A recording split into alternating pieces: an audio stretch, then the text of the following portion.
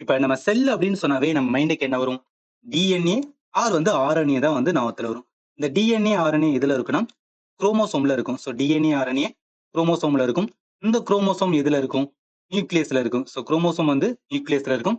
இந்த நியூக்ளியஸ் எதுல இருக்குன்னா, செல்லுல இருக்கும். இந்த செல் எதுல இருக்கும்? டிஷ்யூல இருக்கும். இந்த செல்லு டிஷ்யூல இருக்கும். இந்த டிஷ்யூ எதுல இருக்குன்னா, ஆர்கன்ல இருக்கும்.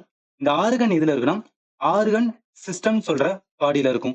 நான் எதுக்காக இந்த இடத்துல நான் சொல்றேன் அப்படின்னா, ஒரு ஆர்கன் சிஸ்டம் ஃபார்ம் ஆகுதுன்னா, அதுக்கு முக்கியமானது என்னன்னா டிஎன்ஏ, ஆர்என்ஏ. இந்த டிஎன்ஏ, ஆர்என்ஏ எதுல இருக்கு? செல்லுல தான் இருக்கு. அப்ப அந்த செல்ல என்ன சொல்லலாம்? Fundamental structural and functional unit of all living organism அப்படின்னு சொல்லலாம். சரி, இப்ப இது யார் ஃபர்ஸ்ட் டிஸ்கவர் பண்ணியிருக்காருன்னா, ராபர்ட் குக். என்ன வருஷம்னா 1665. இது எப்படி ஞாபகத்துல வச்சுக்காங்கன்னா, ஒரு ஷார்ட் கட்ஸ் மாரி ரிமெம்பர் அப்படின்னு வந்து ஞாபகத்துல வச்சுக்கலாம். இந்த இடத்துல கூக் அப்படின்னு இருக்குல்ல, அதாவது யூடியூப் ஷார்ட்லாம் வந்து ஃபர்ஸ்ட் எந்த ஒரு வீடியோவா இருந்தாலும் ஒரு 5 செகண்ட் வந்து கூக் வைங்க அப்படின்னு சொல்லுவாங்க. யாராவது எடிட் பண்றாங்கன்னா அவங்கட்ட சொல்லுவாங்க.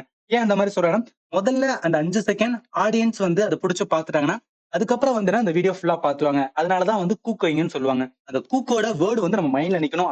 அதனாலதான் இந்த ராபர்ட் குக்க இந்த குக்கோட வந்து நான் கனெக்ட் பண்ணி சொல்றேன். இல்ல இவர் தான் வந்து ஃபர்ஸ்ட் டிஸ்கவர் பண்ணான்னு சொன்னோம்ல. இது எதுல பண்ணியிருப்பாரு? இவர் ஒரு புக் எழுதியிருப்பாரு. அந்த புக்ல மென்ஷன் பண்ணியிருப்பாரு. அந்த புக் பேரு மைக்ரோ கிராபியா அப்படின்னு சொல்லுவாங்க. சோ மைக்ரோ கிராபியான்னு சொல்லிட்டு ஒரு புக்.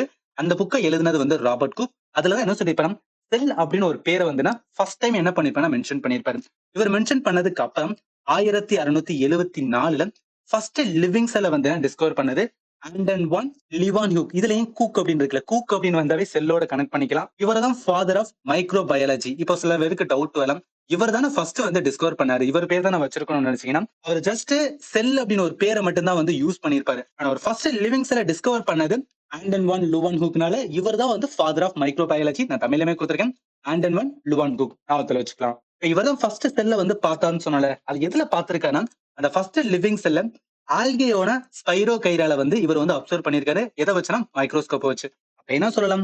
ஸ்பைரோ கைராவோட செல்ல ஃபர்ஸ்ட் டைம் பார்த்தது யாருன்னா ஆண்டன் வான் லூயி. இவர் தான் ஃபாதர் ஆஃப் மைக்ரோபயாலஜி நுண்ணுயிரின் தந்தை அப்படின்னு சொல்றாங்க. இதெல்லாமே பேசிக்ஸ். செல்லுனா என்ன, செல் ரிலேட்டடா சில இம்பார்ட்டன்ஸ் வந்து நம்ம பார்த்தோம்.